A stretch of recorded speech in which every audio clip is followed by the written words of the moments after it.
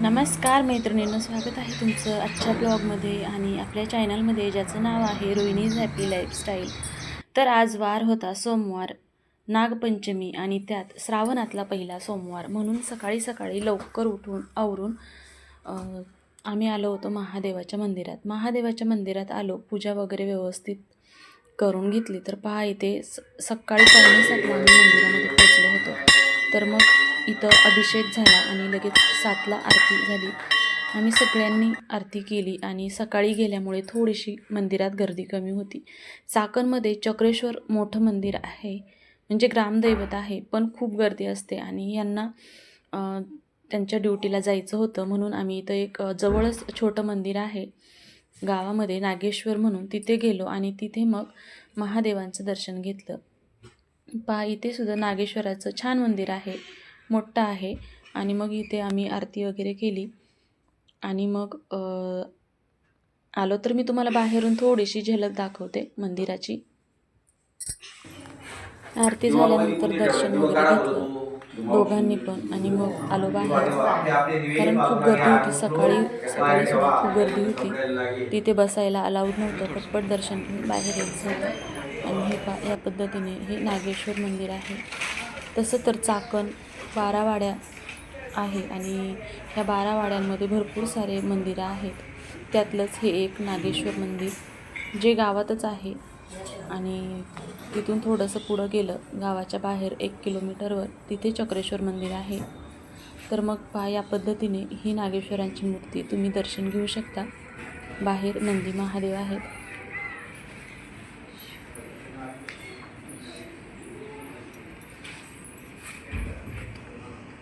तर दर्शन झालं, 5-10 मिनटं बसलो आणि मग आलो घरी, कारण घरीसुद्धा आपल्या मंदिरामध्ये जी पिंड आहे त्याचा अभिषेक करायचा होता.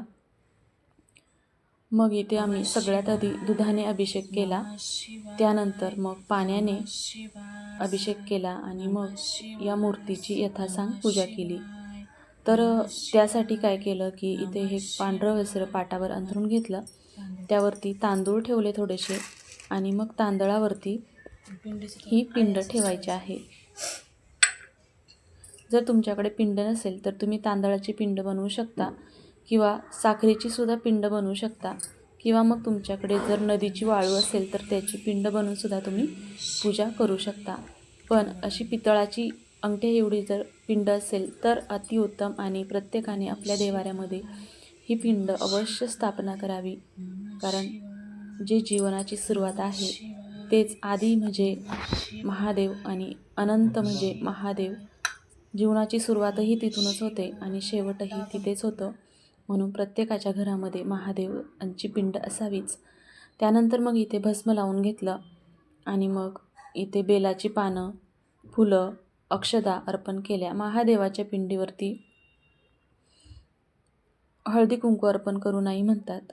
जी वेदिका आहे तिथे लावू शकतात, तिथे महादेवी माता पार्वतीचा वास असतो, परंतु पिंडीला म्हणजे इथे हळदी कुंकू वाहत नाही. त्यानंतर इथे बेलाचं पान अर्पण केलं आणि आज शिवमूठ होती तांदूळ, म्हणून इथे शिवमूठ वाहिली.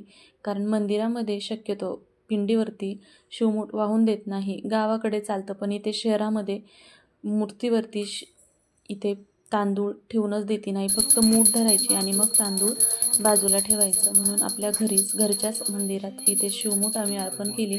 तशी तर तिकडच्या मंदिरात सुद्धा केली होती.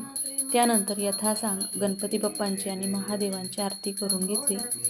आरती करून झाल्यानंतर मग पूर्ण घरामध्ये ही आरती फिरवून घ्यायची म्हणजे घरामध्ये सुद्धा छान पॉझिटिव्ह वातावरण तयार होतं. सगळ्यात आधी गणपती बाप्पांची आरती करायची, त्यानंतर महादेवांची, अशा पद्धतीने आरती करून घ्यायची आहे. तर इथं मुलं आणि आम्ही मिळून आरती करून घेतली. त्यानंतर पूर्ण घरभर हे आरतीचं ताट फिरवलं. त्यामागे घंटासुद्धा वाजवायची असते, म्हणजे घरातली जी काही नकारात्मकता असते ती दूर होते आणि घरामध्ये सकारात्मकता येते. त्यानंतर जे पुष्प आपण आरती करताना वापरलेले असतात ते देवांवरती वाहिले आणि मग घरामध्ये इथे मी सगळीकडे ह्यांनी आरती फिरवून घेतली.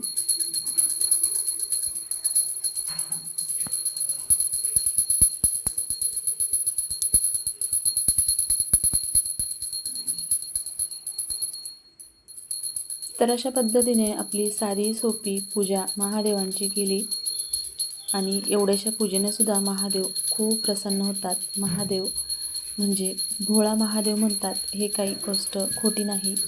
सगळ्यात पटकन पावणारी देवता म्हणजेच महादेव.